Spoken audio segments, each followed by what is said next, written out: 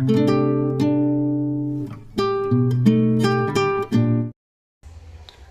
Friends, welcome back to my channel. ಹೇಗಿದ್ದೀರಾ ಎಲ್ಲರೂ ಚೆನ್ನಾಗಿದ್ದೀರಾ? ಫ್ರೆಂಡ್ಸ್, ಲಾಸ್ಟ್ ಸಂಡೇ ನಮ್ಮದು ಫ್ಯಾಮಿಲಿಯಲ್ಲಿ ಒಂದು ಗೆಟ್ ಟುಗೆದರ್ ಇತ್ತು. ಅದನ್ನು ವಿಡಿಯೋ ಅಪ್ಲೋಡೇ ಮಾಡೋಕ್ಕಾಗಿಲ್ಲ. ಇವಾಗ ಅದನ್ನು ಅಪ್ಲೋಡ್ ಮಾಡ್ತಾ ಇದ್ದೀನಿ. ಸೊ ದಯವಿಟ್ಟು ನೋಡಿ, ಅವರ ಲೈಫಲ್ಲಿ ಏನೇನಾಯಿತು, ಹೇಗೆ ಅವರು ಜೀವನನ ಕಟ್ಕೊಂಡ್ರು ಅನ್ನೋದನ್ನೆಲ್ಲ ತಿಳಿಸಿದ್ದಾರೆ. ನಿಮಗೂ ಕೂಡ ಅದು ಒಂದು ಮೋಟಿವೇಶನ್ ಆಗ್ಬೋದು ಅಂತ ಅಂದ್ಕೊಂಡಿದ್ದೀನಿ. ಸೊ ಇವಾಗ ಆ ವಿಡಿಯೋ ಬರುತ್ತೆ, ನೋಡಿ. ಹಾಗೆ ನನ್ನ ಚಾನಲ್ನ please like and share, subscribe ಕೂಡ ಮಾಡಿ. ಸೊ ಆ ವಿಡಿಯೋ ಬರುತ್ತೆ, ಇವಾಗ ನೋಡ್ಕೊಂಡು ಬನ್ನಿ. ಆಗೋಯ್ತು, ನೀ ಟೀಚರ್ ಆಗಬೇಕಿತ್ತು.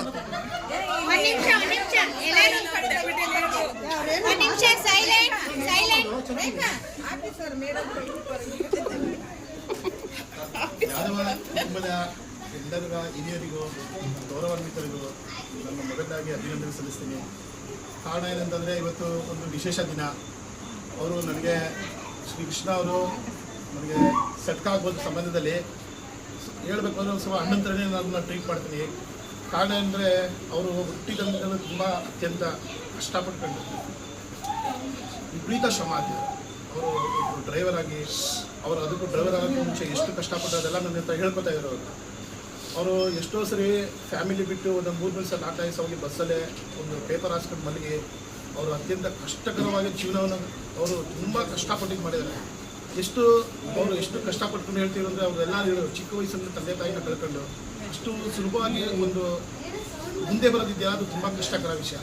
ಕಾರಣ ಏನಂದರೆ, ಪ್ರತಿಯೊಂದರಲ್ಲೂ ಎಲ್ಲಾದರೂ ಕಷ್ಟಪಟ್ಟುಕೊಂಡು ಅವರು ಒಂದು ಹಂತ ಬರೋಷ್ಟರಲ್ಲಿ ಅವ್ರಿಗೆ ಸ್ವಲ್ಪ ಅನಾರೋಗ್ಯ ಕಾಡಿರ್ಬೋದು. ಒಂದು ಸೆಕೆಂಡ್ಸ್ ಅಂದರೆ ಅವರು ಜೀವನದಿಂದಲೇ ಅವ್ರಿಗೆ ಸ್ವಲ್ಪ ಅವರಿಗೆ ಸ್ವಲ್ಪ ಪ್ರಾಬ್ಲಮ್ ಆಗಿ ಸ್ವಲ್ಪ ಅನಾರೋಗ್ಯಕ್ಕೀಡಾಗಿರ್ಬೋದು. ಹಾಗೂ ಅವರು ಒಂದು ಚಾಲೆಂಜರ್ ತಗೊಂಡು ಅವ್ರ ಜೀವನನ ಒಂದು ಉತ್ತಮವಾಗಿ ತಮ್ಮ ಮಕ್ಕಳಿಗೆ ಒಳ್ಳೆಯ ವಿದ್ಯಾಭ್ಯಾಸ ಕೊಡಿಸಿ, ಹೆಂಡತಿನೂ ಸಹ ಉತ್ತಮವಾಗಿ ಗೌರವ ಇಟ್ಕೊಂಡು ಅವ್ರ ಜೊತೆಲಿ ಒಂದು ಉತ್ತಮವಾಗಿ ಫ್ಯಾಮಿಲಿ ಕಟ್ಕೊಂಡು ಹೋದರು. ಆಮೇಲೆ ಎಲ್ಲರೂ ಅಷ್ಟು ಸುಲಭ ಅಲ್ಲ. ಯಾಕಂದರೆ ಇವ್ರು ಯಾವುದು ಪಿತ್ರಾರ್ಜಿತ ಆಸ್ತಿ ಆಗಲಿ, 3 ತಲೆಮಾರು ಅವೆಲ್ಲ ಆಸ್ತಿ ಏನಿಲ್ಲ. ಸ್ವಂತ ಪರಿಶ್ರಮದಿಂದ ಒಂದು ಉತ್ತಮವಾಗಿ ಬೆಂಗಳೂರಿನಲ್ಲಿ ಮನೆ ಕಟ್ಟೋದಂತ ಒಂದು ದೊಡ್ಡ ಸಾಹಸನೇ ಸರಿ. ಅಂಥವ್ರು ಇವರು ಒಂದು ತುಂಬ ಕಠಿಣ ಪರಿಶ್ರಮ, ಅಂದರೆ ಕೈ ಕೆಲಸ ಆದರೆ ಬಾಯಿ ಬಸ್ಸು ಅಂತ ಏನಂತಾರೆ, ಅದೆಲ್ಲ ಮಾಡ್ಕೊಂಡು ಒಂದು ಕಠಿಣವಾಗಿ ಜೀವನವನ್ನು ಮಾಡ್ಕೊಂಡು ಒಂದು ಉನ್ನತವಾಗಿ ಮನೆ ಕಟ್ಕೊಂಡು ಒಂದು ಸಂಸಾರ ಅಂತ ಮಾಡ್ಕೊಂಡು ಓದಿಸಿದ್ರು. ಎಲ್ಲಕ್ಕಿಂತ ಹೆಚ್ಚಾಗಿ ಇವರು ಒಂದು ಸಾಧಿಕೆ ಮಕ್ಕಳನ್ನು ಸಹ ಸಾಥ್. ತಂದೆ ತಾಯಿ ಏನು ಕಷ್ಟಪಟ್ಟೋದ್ರಿಂದ ಮಕ್ಕಳನ್ನ ಅವ್ರು ಸಾಧನೆ ಮಾಡಿ ತೋರಿಸ್ದಾಗಲೇ ಅವ್ರಿಗೆ ತಂದೆ ತಾಯಿ ಸಮಾಧಾನ. ಮಗ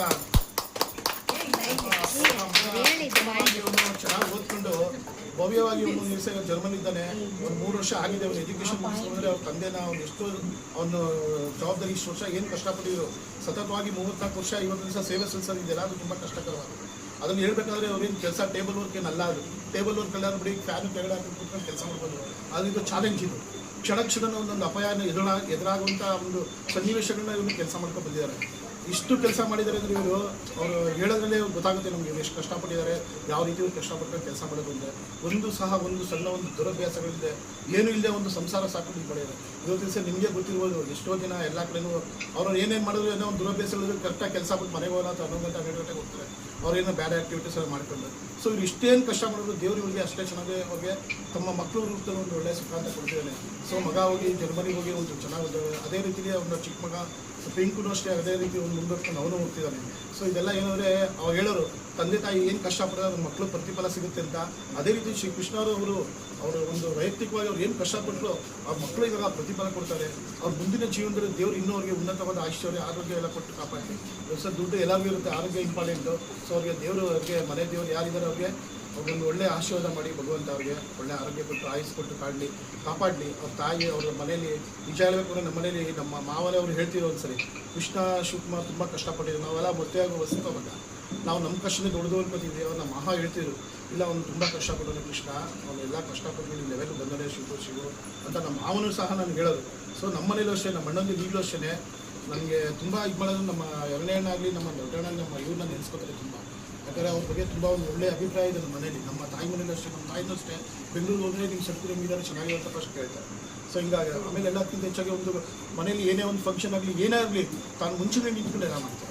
ಅದೊಂದು ಎಷ್ಟು ಸಂತೋಷ ಆಗುತ್ತೆ ಅಂದರೆ, ಎಲ್ಲರೂ ಕೈ ಹಿಂದೆ ಕಟ್ಕೊಂಡು ನಿಂತಿರ್ತಾರೆ. ಆದರೆ ಕೃಷ್ಣವ್ರ ರೂಪದಲ್ಲಿ ಹಂಗಲ್ಲ.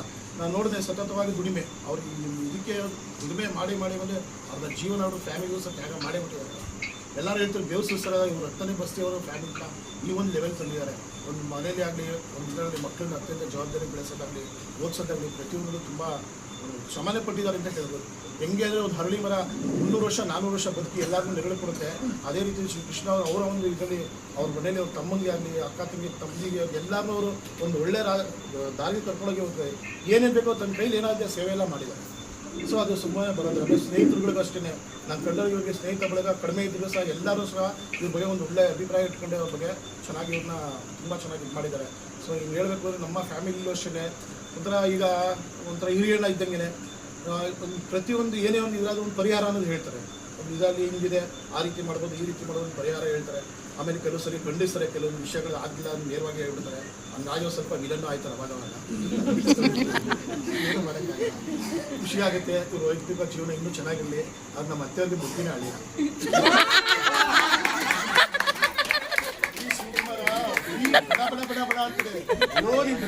ಸಾಕು ಅಂತ ತುಂಬಾ ಇಷ್ಟಪಡ್ತಾರೆ.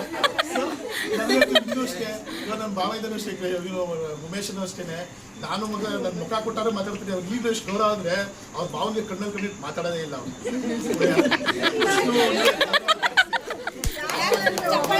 ಚಪ್ಪಾಳೆ ಹೊಡೀರಿ, ಭಾಷಣಕ್ಕೆ ಚಪ್ಪಾಳೆ ಹೊಡೀರಿ.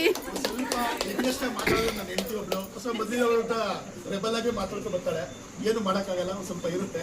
ಸೊ ಹಂಗಾಗಿ ನಾನು ಕೃಷ್ಣ ಅವರಿಂದ ದೇವ್ರ ಕೇಳೋದು ಇಷ್ಟೇ, ಅವ್ರಿಗೆ ಅವ್ರ ಕುಟುಂಬದವ್ರಿಗೆ ಭಗವಂತ ಆರೋಗ್ಯ ಐಶ್ವರ್ಯ ಕೊಟ್ಟು ಅಂತ ರೆಬಲ್ ಲೇಡಿ ಒಳ್ಳೇದಾಗ್ಲಿ.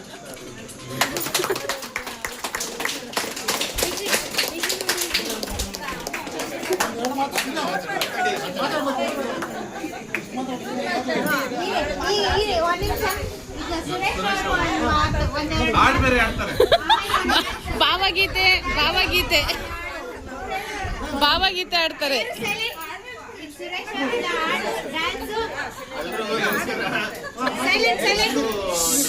ಸೀನಿಯರ್ ಕೃಷ್ಣ ಅವರು ನಿವೃತ್ತಿ ಆಗಿದ್ದಾರೆ. ಈಗ ನನಗೆ ಇವರು ಈಗ ರಿಟೈರ್ ಆಗ್ತಾರೆ ಅಂದ್ಬಿಟ್ಟು ನಮ್ಗೆ ಈಗ ಒಂದು 6 ತಿಂಗಳ ಮುಂಚೆ ಅವರ ಶ್ರೀಮತಿ ಕವಿತಾ ಅವರು ನನ್ಗೆ ತಿಳಿಸಿದ್ರು. ನನಗೆ ಆಶ್ಚರ್ಯ, ಇಷ್ಟು ಬೇಗ ರಿಟೈರ್ ಅಂತ. ನೋಡಿದ್ರೆ ಮೊನ್ನೆ ರಿಟೈರ್ ಆಗಿದ್ದಾರೆ. ಇವರು ನನ್ನ ಮದುವೆ ದಿನ ಹಿಂದಿನ ದಿನ ಆವಾಗ ಇವರು ನನ್ನ ಪರಿಚಯ. ನನ್ನ ಮದುವೆ ದಿನ ನಂಗೆ ಇನ್ನೂ ಜ್ಞಾಪಕ, ನನಗೆ ಹಾಕಕ್ಕೆ ಚಪ್ಪಲಿ ತಂದು ಕೊಡ್ತಾರೆ ಅತ್ತೆ ಮಾವ. ಕೂತಿತ್ತು, ನೀವು ನಂಬ್ತಿರೋ ಬಿಡ್ತಾರೆ, ನಾವು ಹೇಳಿದ್ದೀನಿ ನನ್ನ ಹೆಂಡತಿಗೆ, ಆ ಚಪ್ಪಲಿನ ನನಗೆ ತಂದು ಕೊಡ್ತಾರೆ ಇವರು. ಅಂದರೆ ಒಂಚೂರು ಇಲ್ಲ, ನಾನೇನು ಇವ್ರಿಗೆ ಏನು ತಮ್ಮನ ಏನಿಲ್ಲ. ನನ್ನ ಹೆಂಡತಿ ಇವರ ತಂಗಿ ಆಗ್ಬೇಕು ವರ್ಷಲ್ಲಿ. ಸೊ ಸೆಡ್ಕ ಆಗ್ಬೇಕು. ಅಷ್ಟು ಒಂಚೂರು ಅಹಮ ಇಲ್ಲ, ಒಂಚೂರು ಇದೇ ಇಲ್ಲ, ಅಷ್ಟು ಗೌರವ, ಅಷ್ಟು ಪ್ರೀತಿ. ಅವತ್ತಿಂದ ನಾವು ಇವ್ರಿಗೆ ಫ್ಯಾನ್ ಆಗಿಬಿಟ್ಟಿದ್ವಿ. 22 ವರ್ಷ ಆಯಿತು. ನಮ್ಮ ಮನೆ ಕಟ್ಟುವಾಗೂ ಒಂದೊಂದೂ ಮಾರ್ಗದರ್ಶನ ಕೊಟ್ಟಿದ್ದಾರೆ. ಯಾಕಂದರೆ ಇವರು ಮನೆ ಕಟ್ಟೋದ್ರಲ್ಲೂ ನಮಗಿನ್ನ ಸೀನಿಯರ್, ಈಗ ರಿಟೈರ್ಮೆಂಟಲ್ಲೂ ಸೀನಿಯರ್. ಎಲ್ಲರೂ ಯಾರೇನು ಇರಲ್ಲ ಇಲಾಖೆಯಲ್ಲಿ, ಎಲ್ಲ ಒಂದೆಲ್ಲ ಒಂದಿನ ರಿಟೈರ್ ಆಗ್ತಾರೆ. ಇವ್ರಿಗೆ ಒಳ್ಳೇದಾಗಲಿ. ಅವರು ನಮಗೆ ಪ್ರತಿಯೊಂದು ಈಗಲೂ ನಾನು ಮೊನ್ನೆ ಫೋನ್ ಮಾಡಿದ್ರೆ ಸ್ಟೇಷನಲ್ಲಿ ಕೂತಿದ್ದೆ, ಹೆಚ್ಚುಕಮ್ಮಿ ನೋಡ್ತೀನಿ 45 ನಿಮಿಷ ಮಾತಾಡಿ ಇಬ್ಬರೇ. ಆಮೇಲೆ ಇವರು ಇದ್ರು, ಯಾರು ಶ್ರೀಮತಿ ಇವರು ಕವಿತಾ ಅವರು. ಹಂಗೆ ಏನಾನ ವಿಚಾರಗಳಿದ್ದಾಗ ಗಂಟೆ ಅರ್ಧ ಗಂಟೆ ಮುಕ್ಕಾಲು ಗಂಟೆ ನಿಮ್ಮ ಜೊತೆನೂ ಹಂಗೇನೆ ಇಲ್ಲಿ ರಾಜಣ್ಣವ್ರ ಜೊತೆ ಹಂಗೆ ಮಾತಾಡ್ತಾ ಇರ್ತೀವಿ. ಅವತ್ತಿಂದ ಇವತ್ತವರೆಗೂ ಅಷ್ಟು ಗೌರವ. ಯಾರಿಗೂ ಸಿಂಗ್ಯುಲರ್ ಮಾತಾಡಿದವರೆಲ್ಲ, ಯಾವೊಂದು ಪದ ರಫ್ ಆಗಂತೂ ಮಾತಾಡಿದವರಲ್ಲ. ನಮ್ಮನ್ನು ಕಂಡೆ ಅಷ್ಟೇ ಪ್ರೀತಿ. ಇವತ್ತು ಅವರು ರಿಟೈರ್ ಆಗಿದ್ದಾರೆ. ಭಗವಂತ ಅವ್ರಿಗೆ, ಶ್ರೀಕೃಷ್ಣ ಅವ್ರಿಗೆ, ಆ ದೊಡ್ಡ ಶ್ರೀಕೃಷ್ಣ, ಈ ಶ್ರೀಕೃಷ್ಣ ಅವ್ರಿಗೆ ಆಯಸ್ಸು, ಆರೋಗ್ಯ ಎಲ್ಲಕ್ಕಿಂತ ಮುಖ್ಯವಾಗಿ ಕೊಟ್ಟು ಅವ್ರ ಫ್ಯಾಮಿಲಿನ ಚೆನ್ನಾಗಿಟ್ಟಿರ್ಲಿ ಅಂತ ಭಗವಂತ.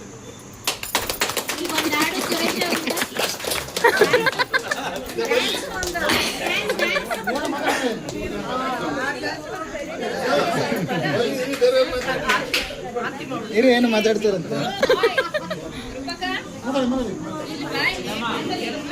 ಕವಿ ಇದು ಆರತಿ ಮಾಡಿ.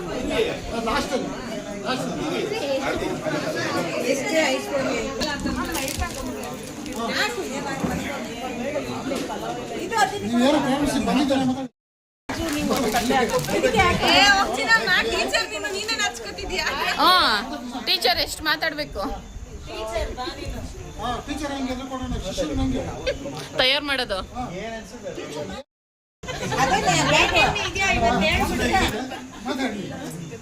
ಮೊದಲನೇದಾಗಿ ಈ ರೀತಿ ಕಾರ್ಯಕ್ರಮ ಆಯೋಜನೆ ಮಾಡೋದೇ ಒಂಥರ ಮುಜುಗರ ಆಗಿದೆ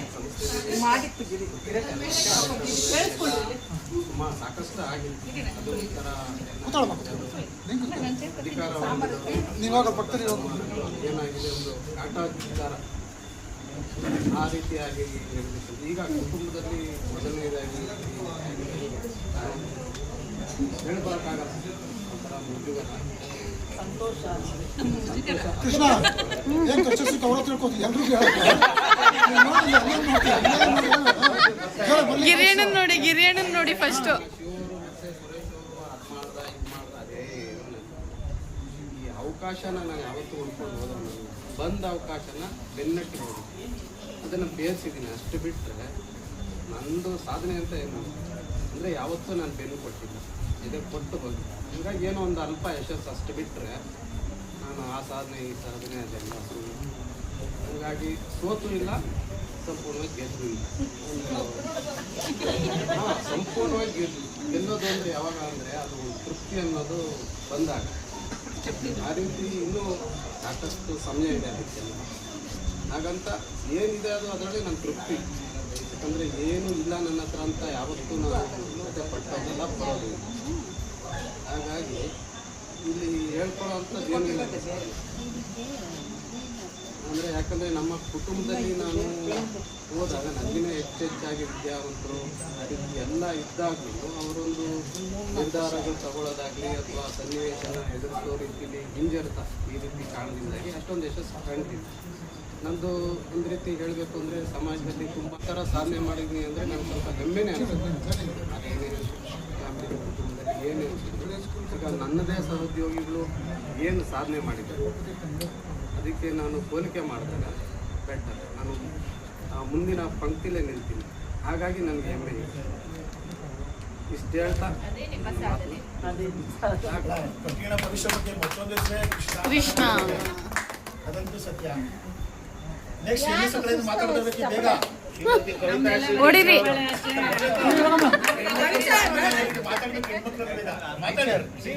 ಬರಬೇಕು. ಬನ್ನಿ ಬನ್ನಿ. ಏ ಬಾ, ಅವ್ರ ಬಗ್ಗೆ ಒಂದೆರಡು ಮಾತು ಹೇಳು. ಒಳ್ಳೆ ಗಂಡ ಸಿಕ್ಕೋನೆ, ಹಾ, ಚೆನ್ನಾಗಿ ಮುಂದುವರೆದಿದ್ದೀವಿ, ಮಕ್ಕಳೆಲ್ಲ ಒಳ್ಳೆ ಚೆನ್ನಾಗಿ ಉದ್ಯೋಗದಲ್ಲಿದ್ದಾರೆ. ಹೇಳು, ನೀನು ಹೇಳು, ನೀನು ಹೇಳು. ಹೇಳ್ಕೊಡ್ತಾವ್ರೆ, ಬರ್ಕೊಡ್ತಾವ್ರೆ ಪಾಯಿಂಟ್ಸ್ಗಳು. ಹೇಳು. ನಿಂತಿರ್ಕೋ. ನಿಮ್ಮ ಅಜ್ಜಿ ನಾನು ಜ್ಞಾಪಿಸ್ಕೊಂಡಿದ್ದೀನಿ. ಏನೋ ಮಾತಾಡಿ ಬಂದಿದ್ದೀನಿ. ಬರೀ ಒಂದೆರಡು ಮಾತಾಡ ಅಷ್ಟೇ. ಪಟ ಮಾಡ್ತೀನಿ ಮಕ್ಳ ಹತ್ರ. ಏನೋ ಮಾತಾಡಿ ಬಂದಿದ್ದೀನಿ. ಏ ಒಂದೆರಡು ಮಾತಾಡು. ಬಂದಿರೋದ್ರೆ ಹಾಡು ಹೇಳು ಒಂದು. ಇದಾದ್ರೆ ಮಾತಾಡು. ಟ್ವಿಂಕಲ್ ಟ್ವಿಂಕಲ್ ಲಿಟಲ್ ಸ್ಟಾರ್ ಹೇಳ್ಬಿಡು. ಏನೋ ಬಂದಿದ್ದು ಮಾತಾಡು. ನಾಳೆ ಸ್ಕೂಲಲ್ಲಿ ಮಾತಾಡೋದು.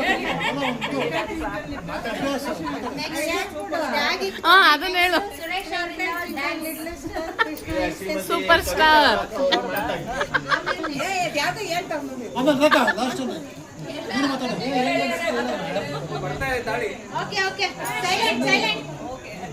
ಈ ಕಾರ್ಯಕ್ರಮ ಆಯೋಜಿಸಿದ ಎಲ್ಲ ಸಂಬಂಧಿಕರಿಗೂ ಚಪ್ಪಾಳೆ. ಆಯ್ತು ಹೇಳು ಮುಂದೆ. ಕೃಷ್ಣವ್ರ ಬಗ್ಗೆ ಹೇಳು, ಸಂಬಂಧಿಕರ ಬಗ್ಗೆ ಎಲ್ಲ. Twinkle twinkle little star, Krishna is A super star.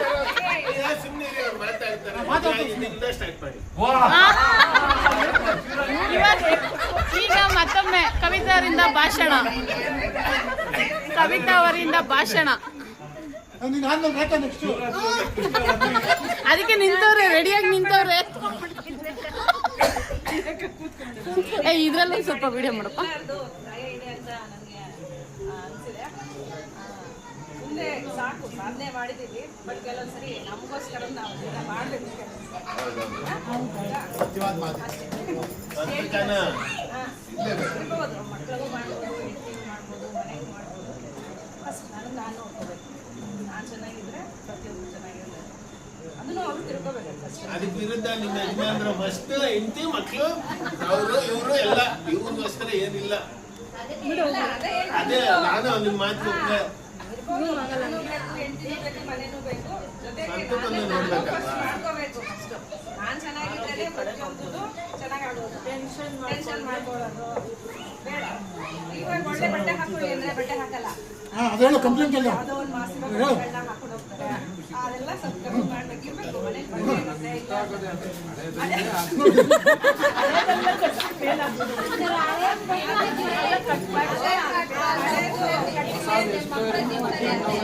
Krishna ನೀನು ಸ್ವಲ್ಪ ಇರಪ್ಪ, ಮತ್ತೆ ಹೇಳಿ ಹೇಳಿ ಹೇಳಿ. ಅಲ್ಲ ಸಾಕು, ಇಷ್ಟು ವರ್ಷ ಮಾಡಿರೋದಲ್ಲ, ಇನ್ನ ನನಗೋಸ್ಕರನು ನಾನು ಇರ್ತೀನಿ ಅಂತಾನೆ ಇರ್ಬೇಕು ಯಾವಾಗ ಅಷ್ಟೇ.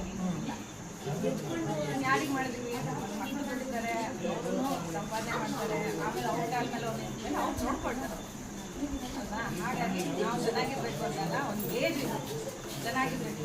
ಆಮೇಲೆ ನಮ್ಗೆ ನಾನು ಇದ್ದೀನಿ ಅಂತ ಹೇಳು. ಕೂಡ ಅದಾಗಲ್ಲ. ಇನ್ಮೇಲೆ ಕವಿ ಇನ್ಮೇಲೆ ನಾನಿದ್ದೀನಿ ನೋಡ್ಕೋತೀನಿ ಚೆನ್ನಾಗಿ ಅಂತ ಹೇಳು. ಅಲ್ಲ ನೋಡ್ಕೊಂಡ್ರು ಹಾಗೆ ಹೇಳ್ಬೇಡ. ಯೋಗ ಬೇಕಾದ್ರು ನಾನು ನೋಡ್ಕೊತೀನಿ. ಅವ್ರಿಗೆ ಮನಸ್ಸು ಬರ್ಬೇಕು ಅಷ್ಟೇನೆ. ಈಗ ನೋಡು, ನಾನು ರಿಟೈರ್ಡ್ ಆದ್ಮೇಲೆ ಅಲ್ಲಿ ಇಲ್ಲಿ ಓಡಾಡ್ಕೊಂಡು ಆರಾಮಾಗಿರ್ತೀನಿ ಅಂದು ಇವಾಗ ಸ್ವಂತ ಆಯ್ತು. ಸೊ ಹಂಗಾಗಿ ಅಲ್ಲಿವರೆಗೂ ಕಾಯಕ್ ಹೋಗ್ಬಾರ್ದು. ನಾವು ಯಾವಾಗ ಚೆನ್ನಾಗಿರ್ತೀವಿ ಅಲ್ಲಿ ಎಂಜಾಯ್ ಮಾಡ್ಬೇಕು ಅಷ್ಟೇ, ಏನಿಲ್ಲ.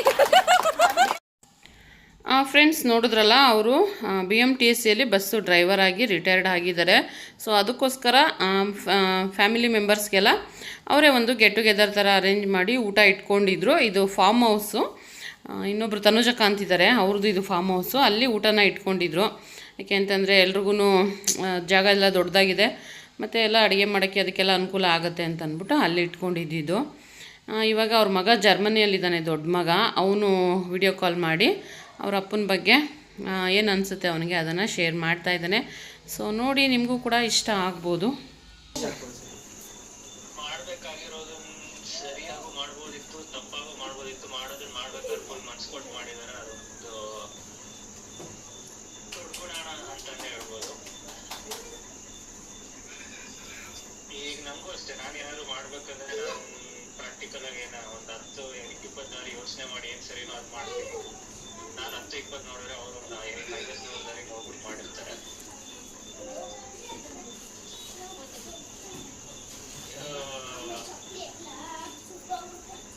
ಏನೋ ಒಂದು ಮಾಡಕ್ ಹೋಗಿ ಅದಾದ್ರೆ ಅದು ಮಾಡಿದ್ರೆ ಮಾತ್ರ ಇದು ಮಾಡೋದು, ಇದು ಮಾಡಿದ್ರೆ ಮಾತ್ರ ಅದು ಮಾಡೋಕ್ಕಾಗೋದು ಅಂತೇನೋ ಯೋಚನೆ ಮಾಡಕ್ ಹೋಗ್ಬಾರ್ದು. ಆ ಪಾಯಿಂಟ್ ಅಲ್ಲಿ ಏನ್ ಮಾಡ್ಬೇಕು ಅದು ಮಾಡ್ಬೇಕಷ್ಟೇ.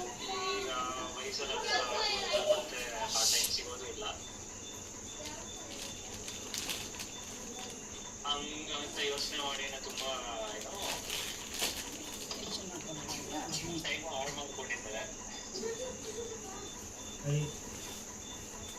ಯಾವ ಟೈಮಲ್ಲಿ ಏನೇನು ಮಾಡಬೇಕು ಅದೆಲ್ಲ ನಮಗೆ ಬಿಡಬೇಕು. ಜಾಸ್ತಿ ಯೋಚನೆ ಮಾಡಕ್ ಹೋಗ್ಬಾರ್ದು. ಈಗ 60 ವರ್ಷ ಆದ್ಮೇಲೆ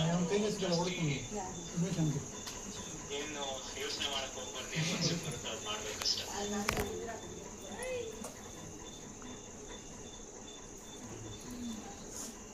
ಮಾತಾಡಕ್ಕಿಂತ ಬರೀ ನಗದೇ ಜಾಸ್ತಿ ಆಯ್ತು. ಚಪ್ಪಾಳೆ ಚಪ್ಪಾಳೆ ಸ್ವಲ್ಪ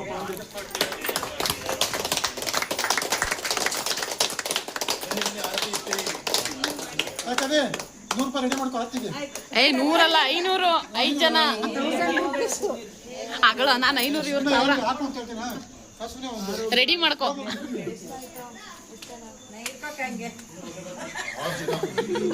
ಕೂತಲ್ಲೇ ಅಲ್ಲ, ಕೂತಲ್ಲೇ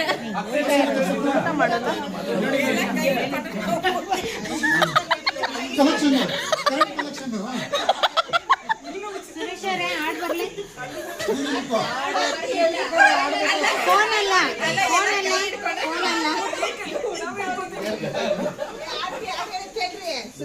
ಸುರೇಶ್ ಹೇಳಪ್ಪ. ಬೇರೆ ಯಾರು ಮಾತಾಡಿದ್ರೆ ಮಾತಾಡಿ, ಇಂಥ ಅವಕಾಶ ಮತ್ತೆ ಸಿಗಲ್ಲ. ಅದೇ ಬೇಗ ಮಾತಾಡ್ಕೊಳ್ಳಿ, ಬೇಗ. ರಾಜು ಮಾತಾಡಪ್ಪ. ಸಿಸ್ಟರ್ ಓಕೆ ಫ್ರೆಂಡ್ಸ್, ನೋಡಿದ್ರಲ್ಲ ಯಾವ ರೀತಿ ಇತ್ತು ಕಾರ್ಯಕ್ರಮ ಅಂತ. ಈ ವಿಡಿಯೋನ ಇಲ್ಲಿಗೆ ಎಂಡ್ ಮಾಡ್ತಾ ಇದ್ದೀನಿ. ಹಾಗೆ ನೆಕ್ಸ್ಟ್ ವಿಡಿಯೋದಲ್ಲಿ ಸಿಗ್ತೀನಿ. ಅಲ್ಲಿ ತನಕ ಬಾಯ್. ಹಾಗೆ ಪ್ಲೀಸ್ ಸಬ್ಸ್ಕ್ರೈಬ್ ಮಾಡ್ಕೊಳ್ಳಿ.